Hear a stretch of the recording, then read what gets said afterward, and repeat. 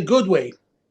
First of all, a year ago, I was posting, actually 2 years ago, that all Iran affiliated militias and bodies and all the countries supporting Iran will pay a price. And many of my fellow Muslims and Arabs were very skeptical because for the past, since Saddam was toppled, we've had a Western establishment that was very supportive and tolerant of Iran and Armenians. Now we see Iran and Armenians being knocked down one by one. Here's the deal, and to make it simple with no much drama or suspense. Everyone associated with Iran, everyone from the radical Islam cabal, will be taken out one by one. And for those who really follow my work, like the Jordanian Intelligence Department and others, read my lips. Hamas will never rule Gaza.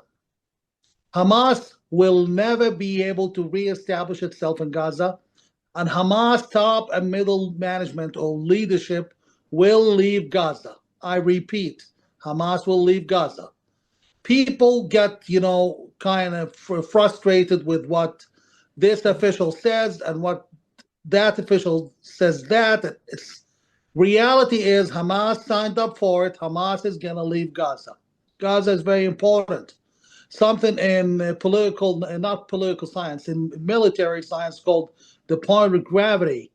The point of gravity of the world is the Middle East. The point of gravity of the Middle East is the Levant.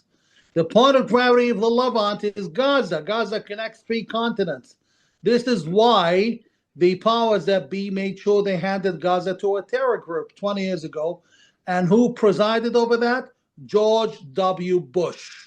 There is a Catholic marriage between radical Islam and the Western establishment. This is why they keep propping up the Muslim Brotherhood, propping up Islamist regimes, propping up anyone who supports Islam, and including so-called countries who signed up for peace with Israel, like Jordan, like Egypt and others. They support radical Islamists openly. Example of that is the fact that the king of Hamas regularly welcomes Hamas leaders into Jordan, into his own mansion. The fact that Hamas, quote unquote, is officially the Palestine chapter of Jordanian Muslim Brotherhood. So many people do not even expect that Arab regimes are very supportive of the Islamists. This whole makeup, globalist World Economic Forum mess that has been put in place for 120 years now is going to go. And one very familiar friend of ours is going to go again. He's going to die and never return or be reincarnated. That's called the Arab-Israeli conflict. The Palestinians will have a state, and the Jews will eventually have their own sovereign state. And the policy, the well-established Western policy of sustaining the Arab-Israeli conflict is going to end. Let me end this statement on this note. Most analysts, with all due respect to them, not trying to go on an ego trip here, most of them do not even go beneath the surface. They analyze the news. Those who know would know that the problem is literally that the United States is in danger now.